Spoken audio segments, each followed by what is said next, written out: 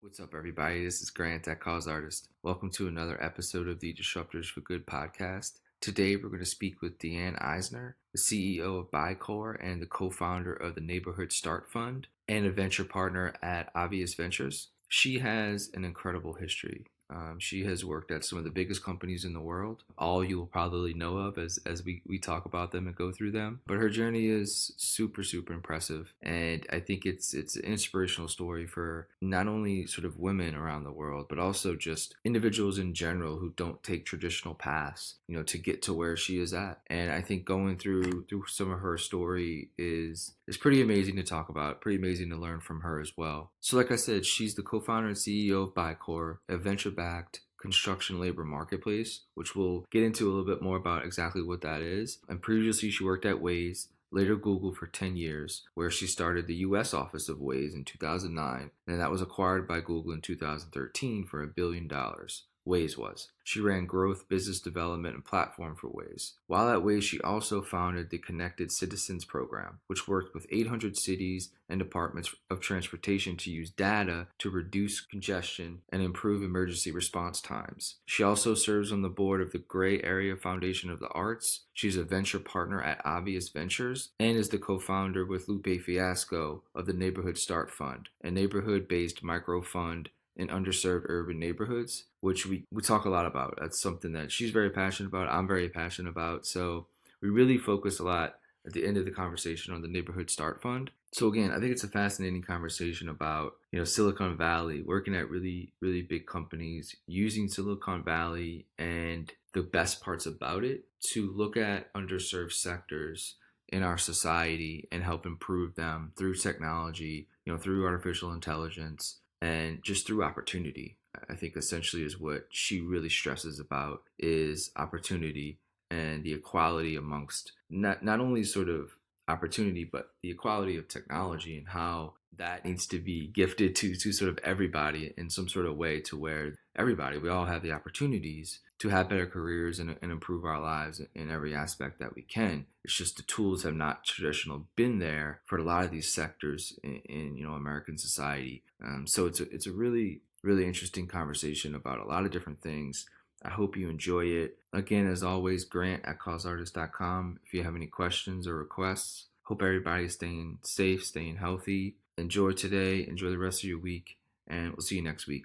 Thanks. Bye. Usually how I like to start these conversations is about the journey to get to where an individual is at in their life and sort of their mission at this point. You've had a fantastic journey working with some of the most incredible companies in the world. I think a lot of big names that people will know and big startups that sort of have done a lot of big things. So you can kind of start wherever you want, kind of if you want to kind of pick a phase and start there. Well, I guess you have to start a little far back, not with a lot of detail, but I think how I grew up and where I come from is a really important part of my story. Sure. So I think a lot of the people who listen to your show might relate to this. I don't think it's very common Silicon Valley story, but incredibly humble roots.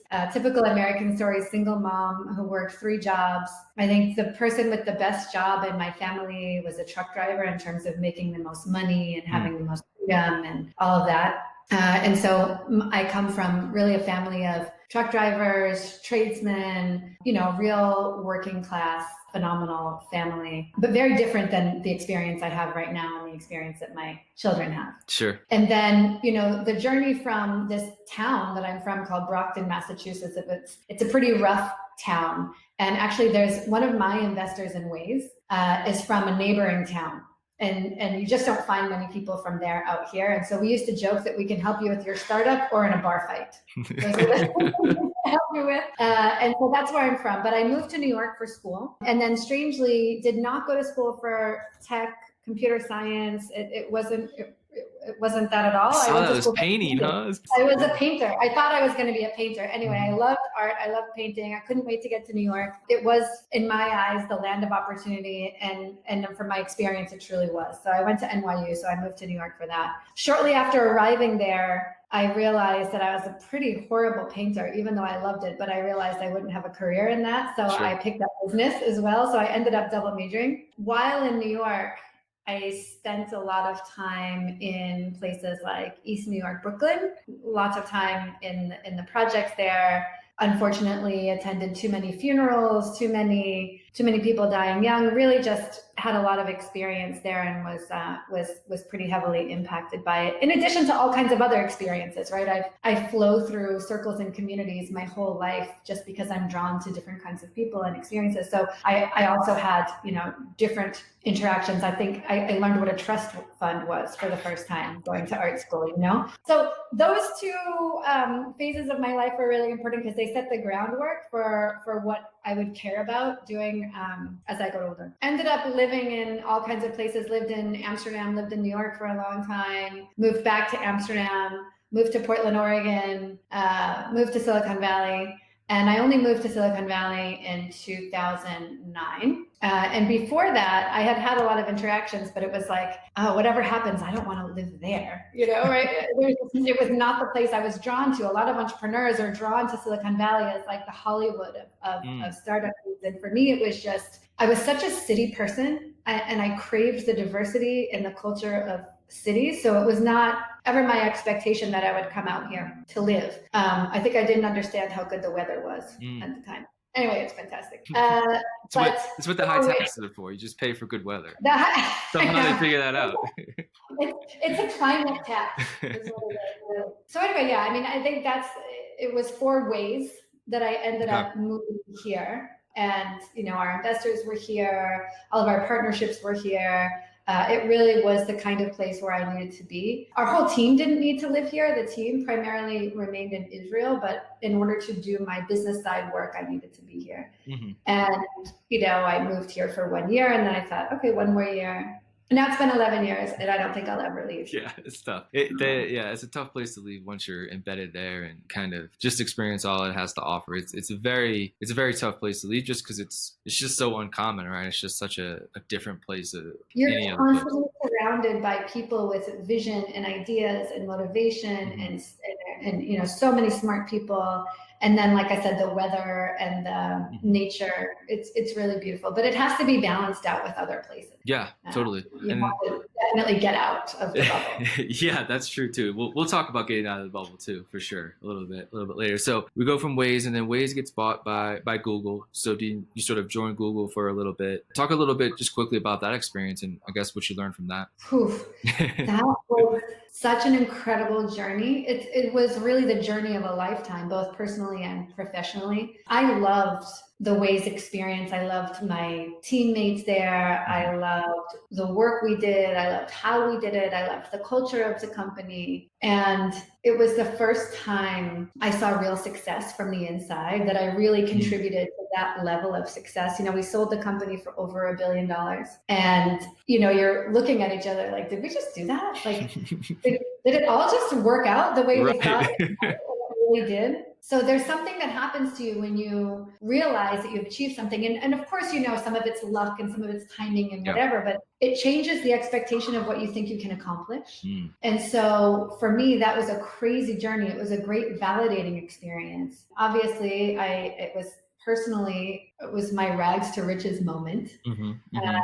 And then just being accepted by something the size and skill and influence of Google was really exciting. It was, and sometimes it was difficult to navigate. You go from this crazy Israeli startup, chaotic environment to an environment that is much more risk averse, that is much more process oriented and corporate and all of that. And so there were tricky things, but I feel I learned a ton. I had more fun before Google, but I learned so much more after Google, really, how to get things done at the scale of Google. Google really is its own scale, nothing the scale of what we had dealt with before. You're talking about billions of people and having influence and responsibility and accountability, which is something that you don't have to worry about as much when you're a startup. You just don't have the influence. And so from there, spent a little bit of time at WeWork, as much as you want to go into it, but if you want to give us a quick sort of overview of that experience as well.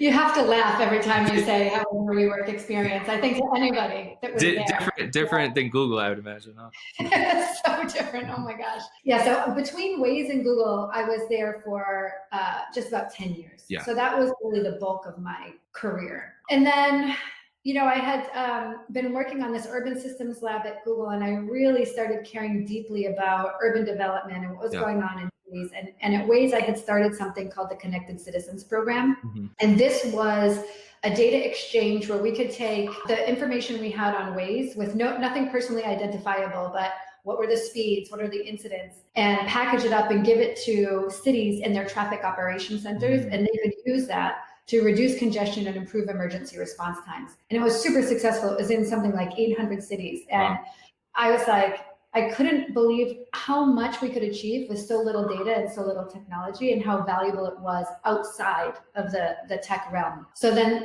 I did that at Waze. I expanded it into Google. And then I met Adam Newman. Adam was the CEO of WeWork. I had been on the board of Meetup, which was a company that we sold to WeWork prior. So that's how I learned about WeWork. I didn't really know about it before. I had never heard of Adam. Meetup is Meetup's phenomenal company. Meetup is fantastic. Yeah. And Scott Heiferman, the founder, is a true innovator in terms of community and technology and doing right. And he's exactly the kind of entrepreneur that I would support and follow. So one of the good guys. So that's how I heard about WeWork. I had been working with this kind of architect and urban designer on this kind of vision for how things could go. Like, how do you create a tiny city that takes a lot of the practices of, integrated, sustainable water, electricity, like in tiny city, meaning the way we're doing tiny houses now, it's a way to learn about having a very efficient ecosystem. And that efficient ecosystem would also include things like beautiful outdoor space that would be good for people culturally. So we were playing around with some of these ideas, and he also happened to be a very good friend, this person I was working with Adam. And he convinced me to meet with him. And I had some reservations, for sure, going in. Things I had read, it was a very non-traditional company, but I have no problem with non-traditional companies. I have no problem with narcissistic CEOs. Most of them are. So those things didn't bother me. And actually, when I went in to meet with Adam and I talked about the things that did bother me, like I had read some things in the press about their creative finances. And it was community adjusted EBITDA, I think was the one that I asked him about in that original meeting. And I had asked him about some things I heard about gender bias. And there had been a scandal going on there. And I really liked his responses, and he took a lot of accountability for them. And particularly on the gender thing, he said, look, we are on our way to resolve that issue. He's like, we were going too fast. We were not being serious enough. I'm a young CEO. I'm going to make mistakes. And I just don't want to make the same ones over again. And come and help me do better. So that's the kind of attitude that I really embraced. It had traces of humility. It had traces of all right, we acknowledge the flaws of the past. Let's go forward. Right. And then on the creative financing, I'm not a finance person. I know a lot, right? I'm a venture partner. I have a venture fund, but I'm definitely not the person who could be in the weeds of all of this. So kind of kicking myself for not going deeper at that time. But he was like, oh no, this is just a chance for my CFO. We're all so creative, and my CFO didn't have a chance to be creative. This was his way to be creative, and I'm just supporting it. And I'm like, all right. So in retrospect, all I was doing was drinking the Kool-Aid, but I liked the answers. And so we had this, period of time where we spent a lot of time together, and I took the plunge, and it was a risk worth taking because I started an entirely new division of the company.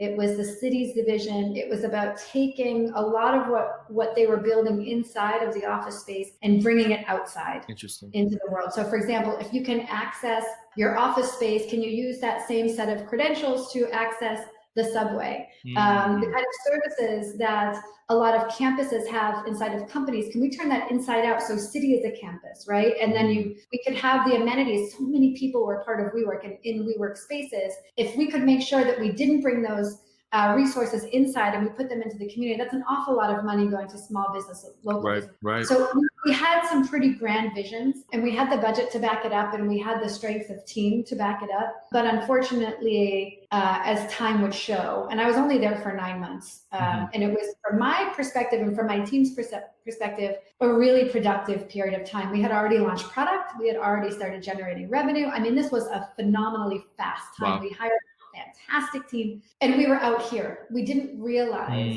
or didn't pay attention to the fact that the culture in the New York office or in other places was so toxic, and that there was so much going on that we were not paying attention to. I definitely take credit for the how little I was integrated into some of those other issues. I really didn't press on it. I was focused on our team, and I missed a lot of what was happening, and I shouldn't have, and I won again. But yeah, there was a time in September where somebody pulled me aside and confided in me that we had 3 months of cash. That had to be a little gut punch. It was about to go public. Right. I mean, it was like weeks away from weeks away. And, you know, hearing rumors and all of this, and reading in the press that, you know, analysts were valuing us at coming out between a 60 and $90 billion valuation. Right. And then in a matter of weeks to hear that we had like almost no cash in the bank. And you're like, how did this level of mismanagement occur? Yeah.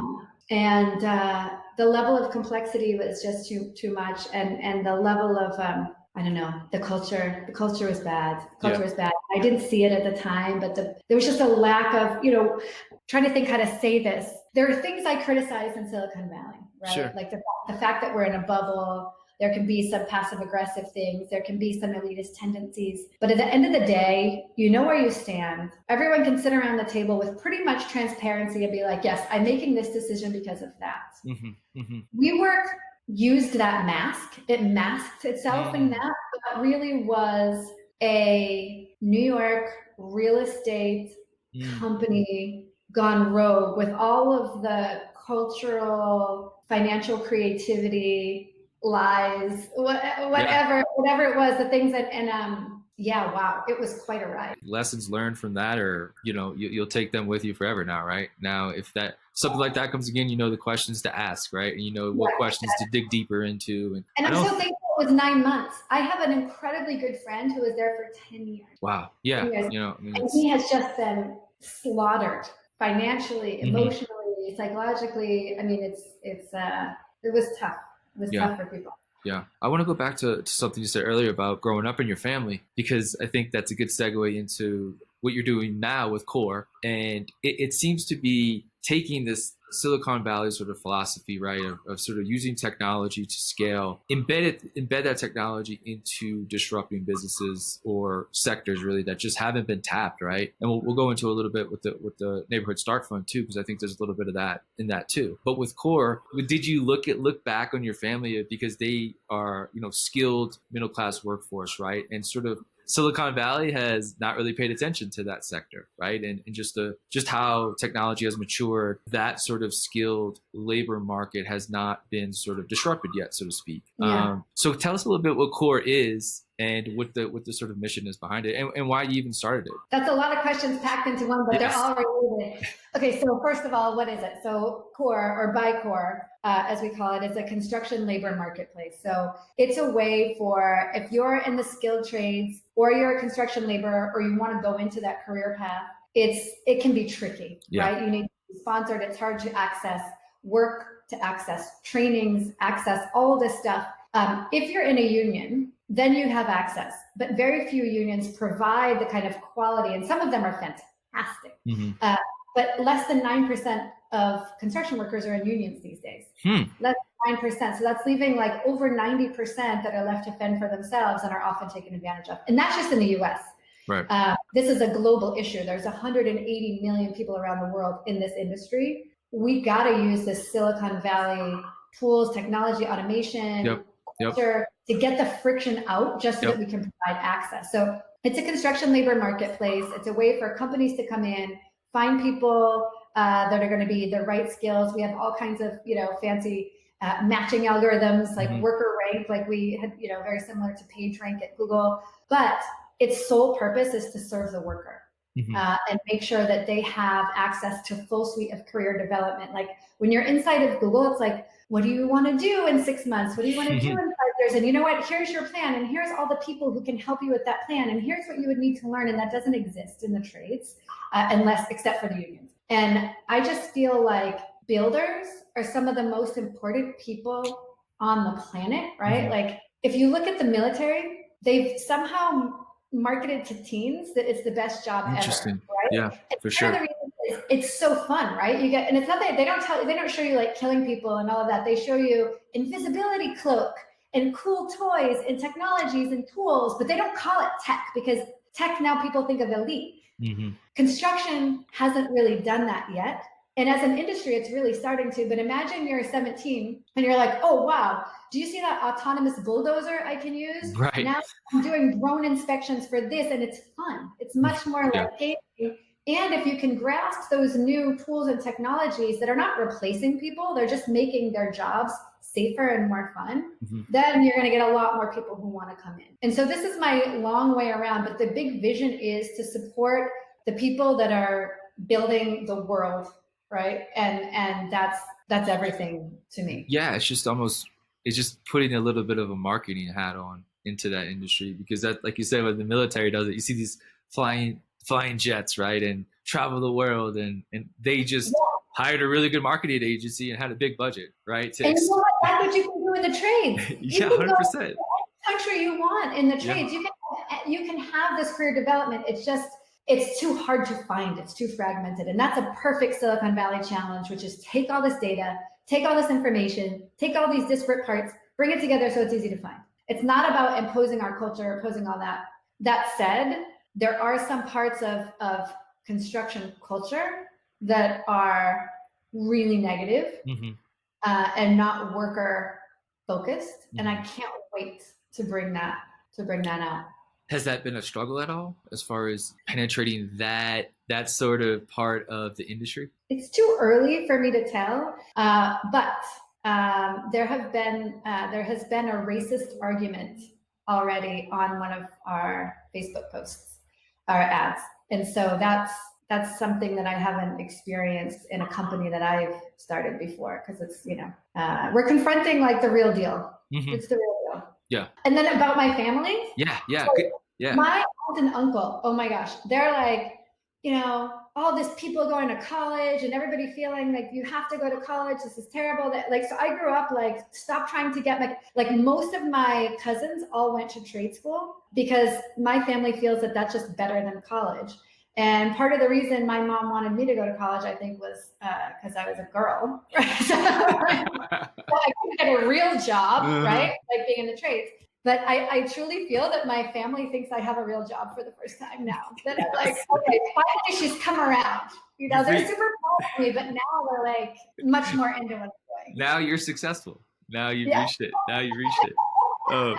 So what are the most interesting things that, look, I mean, you've already led an extraordinary life, all the things you've done so far, but and also the venture side of things that you have that we probably won't get to tap into too much, because I really wanted to talk about sort of the Neighborhood Start Fund and the foundations of that, how that came to be, sort of that's overall mission. Because to me, what I'm passionate about is delivering everything that technology has to offer to parts of America that have been forgotten and just not have been invested into the correct way for so many years. I always tell people it's amazing that you could look at a neighborhood like when I was born, and then 3 decades later, it looks the exact same, and that's like, that's a problem that I think we failed as like Americans. I don't look at it as like one race did this or one political party did this. Not like that's a community issue. That's like an American issue that we have failed at, right? And I think that as technology continues to expand and scale into markets that it just traditionally hasn't really penetrated yet, and training individuals there on just what entrepreneurship is, how to use technology to scale companies. And look, scale means different to a lot of things, right? Scale in a neighborhood in New Orleans or Baltimore will mean so much different than scale to a Silicon Valley company, right? So I think using all the philosophies you learn and taking it into this mechanism, like that's kind of really what I'm interested about. And I'd love you to speak a little bit more about what it is and how did it come to be. I'm so in love with this. I mean, so this whole theme of that you mentioned, it's so important to me of getting what we have in Silicon Valley out of Silicon Valley, because it's very, very powerful what we have. Yep. I look at it like a natural resource that shouldn't be locked up, but needs to be able to be tapped and shared across the country, across the world. And so one way to do that is byCore, right? And that's one group of people who I feel like have been underserved by technology. And the other way is through Neighborhood Start Fund. Neighborhood Start Fund is a very small venture fund that I started with Lupe Fiasco, the rapper. And he and I were in the same leadership program at the Aspen Institute called the Henry Cow Fellowship. So we were in the same class. That's how we met. And everything I care about is related to equitability. That's kind of my thing. And as we were talking, it was very, very important to him too. And we thought we should team up. You know, I had some money to invest. I had the ear of the tech community. He had the ear of everybody else. And so we started it in Brownsville, Brooklyn, because we partnered with a great group called the Dream Big Foundation there. And it was essentially idea competitions for startups in underserved communities that are super creative and dense and just don't have access to these kind of things at all. And I wanted it to be idea stage, because if you've never been invited or had money to or seen tech programs and all of this, you can't come in and code and know what a prototype is. So I wanted to get in before that, get the creative people. So we would have pitch competitions. Winners would get $5,000 for us to make their prototypes, and then we would invest $25,000 if they made their first prototypes. Wow. And we have about 10 companies in the portfolio so far. Again, it's very, very small. But one of the entrepreneurs, I'm so proud. So he's so amazing, Ben Hill. He was homeless prior to this, or at one stage in his life. He was one of the fastest learning people in terms of product, in terms of teaching himself to code, in terms of like going through the hard times and just everything, the perseverance, and super humble through the whole thing. So he pivoted his company after he invested in it. I invested it again. And then I ended up hiring him. It wasn't working out quite yet. So I hired him at WeWork to be a product manager because he's that good. So he came out here to Silicon Valley. He took everything, all of this, packaged it all up, just got funded again last week for his app, Too Deep. I'm an investor, but guess what else? So is Kleiner Perkins. Oh, wow. Yeah. Can you tell us a little bit about what it is? Yeah, so it's an app for emotional well-being. It's called Too Deep. It's anonymous though, right? So there's so much stigma around saying what's going on. Like if you're hurt, if you're depressed, if you're angry, particularly in Black and Brown communities. Right. And so he has this app where it's all voice, it's all sound, and you're sharing, but it's anonymous. And this is such a pivotal point in the country's psyche, that everybody has anxiety, depression. We're all scared and uneasy about the future. There's so much coming out right now, so much that's been exposed about, like you said, the things we've done wrong. And so people are just gravitating to this app, and I'm so excited about it. But I look at this guy, and I think I funded him for the first time in 2016. So it has been 4 years. This is not a fast process to go from idea stage, no training whatsoever, into this, right? 100%, yeah. And I am just so impressed now. And then he's gone from homeless to won 5K in Brownsville, Brooklyn at a pitch competition, to move to Silicon Valley, got a job as a product manager at a big company, and is now funded by one of the top tier investors. Like, so exciting. Yeah. So anyway, I don't expect to have a gigantic influence with this fund, right? Because it's small, but I want the case studies. I want the stories to show that everybody else should be doing this too, and that together we can all do it, and that, you know, we need creative ideas and great innovation to come from every corner of the country. I mean, a couple of years ago, I went to Eastern Kentucky, same thing, very different group right. of people, but still underserved. And it's, you know, so I'm looking at the rural communities. I just want to sprinkle around this like good fortune and knowledge that I got in Silicon Valley to places where it doesn't exist yet. Yeah, I know. I guess my question would be is that, like, why is it so small, right? Like, why aren't these the funds getting the funding necessary, right? Like what's sort of what's the dilemma? Like what's the hurdles that you need to get over where, the neighborhood start fund or funds like that, right, are, $100 million funds, then no questions asked. Like this is a necessary investment, right? Like where we have the same thing as Brownsville, we have like in New Orleans where I'm from, and again like Baltimore and Miami. Look, there's endless cities, right? Every major state has a city that is extremely underserved and could use something exactly like this, right, to fuel. Even if like that one person that came out of the program, like now his entire life has changed, right? That's an amazing thing to happen, and like that one little case study to me is enough value to keep it spreading. I wish I could answer that question. I'm thinking a lot about that now during the like 1-2 punch of COVID-19 and Black Lives Matter. Yeah.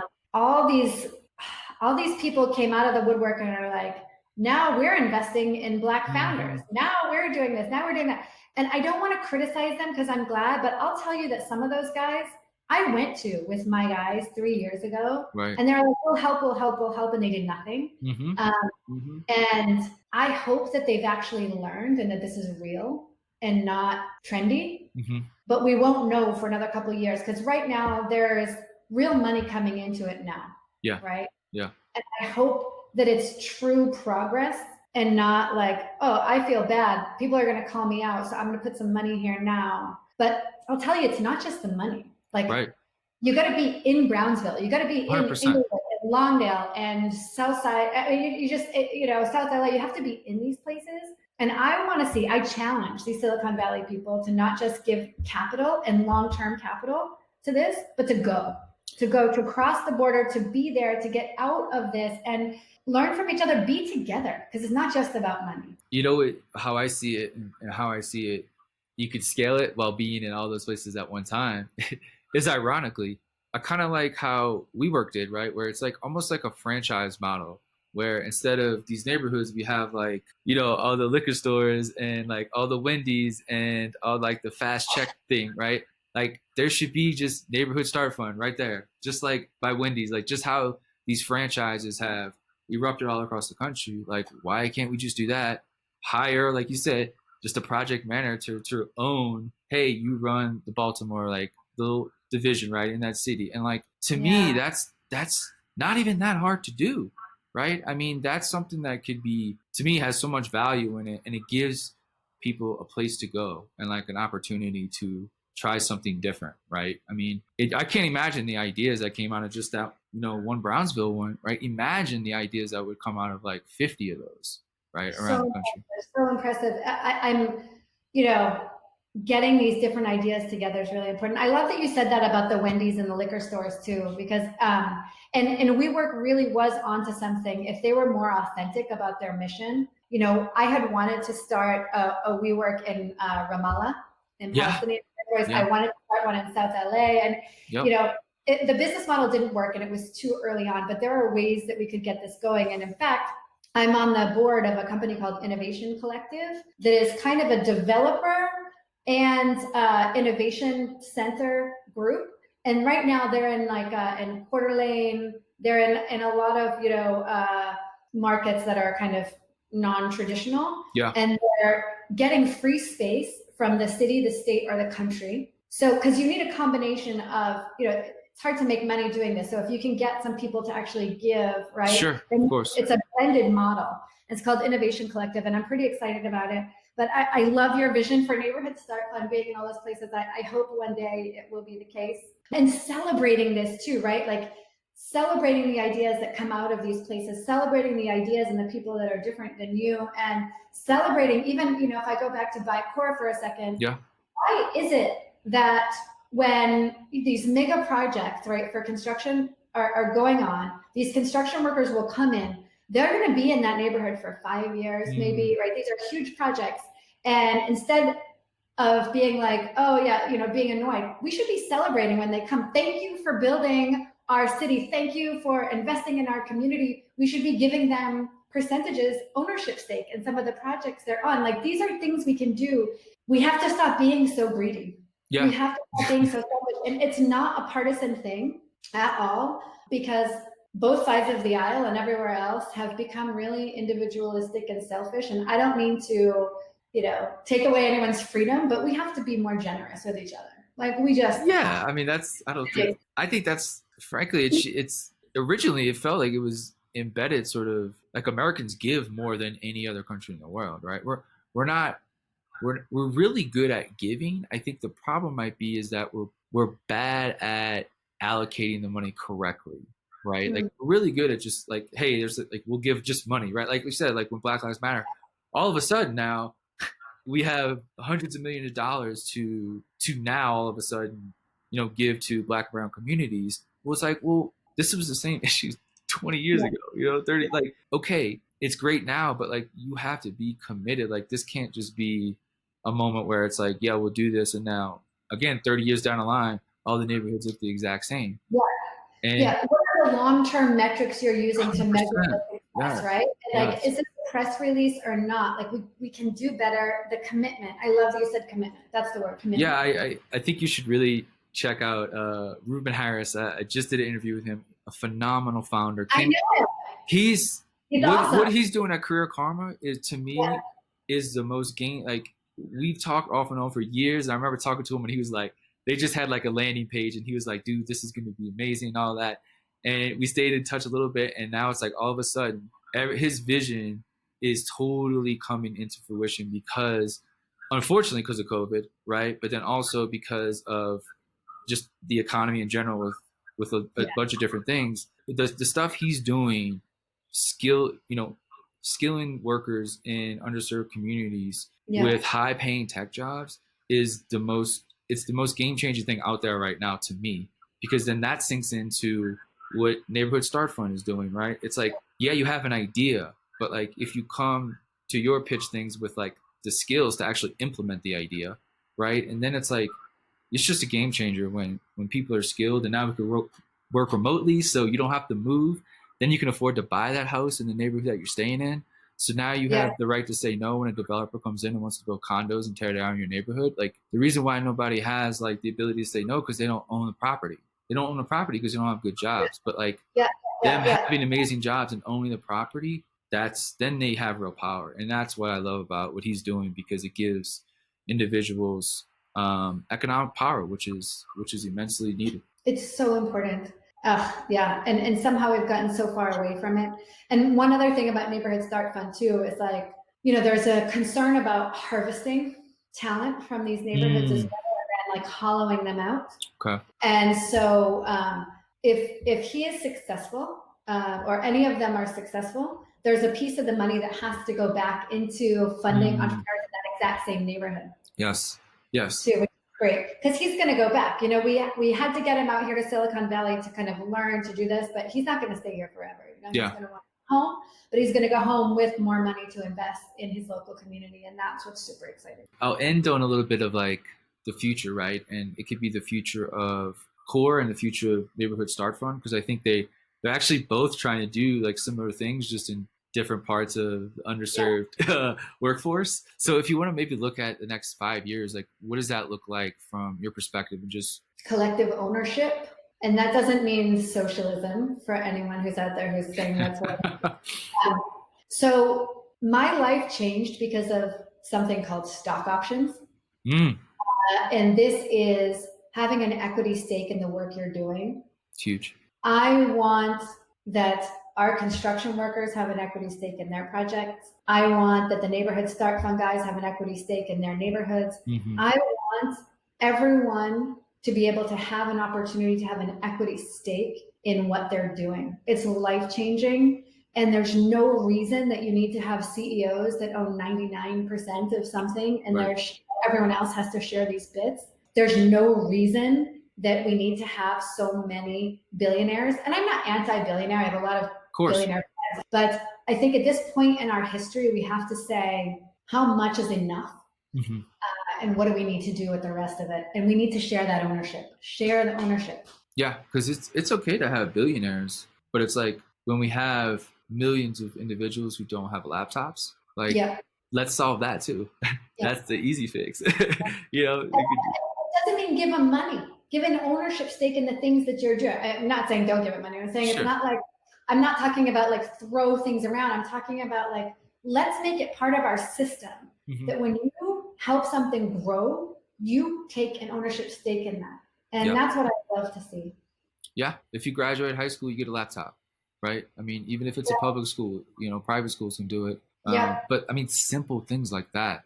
Like we should not have a workforce in America where they're just, especially now, it's like, even if you want to work, right? You could have a remote job, but you can't because you don't have a laptop, right? It's such a small thing. Such a small thing. Yeah. Or internet access. Sure. Or, yeah. And then there's oh wait, sorry, don't even get me started. There's another and this is more, you know, I saw this in my Neighborhoods with Neighborhood Start Fund. I saw this in Eastern Kentucky.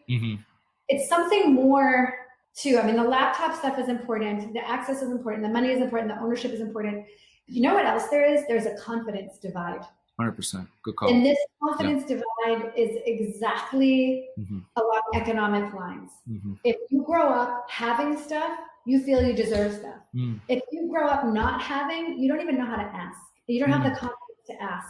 And so you're not getting. And that is like with motivation and everything else. And so with the ownership, I hope comes confidence, equality, equitability, and confidence.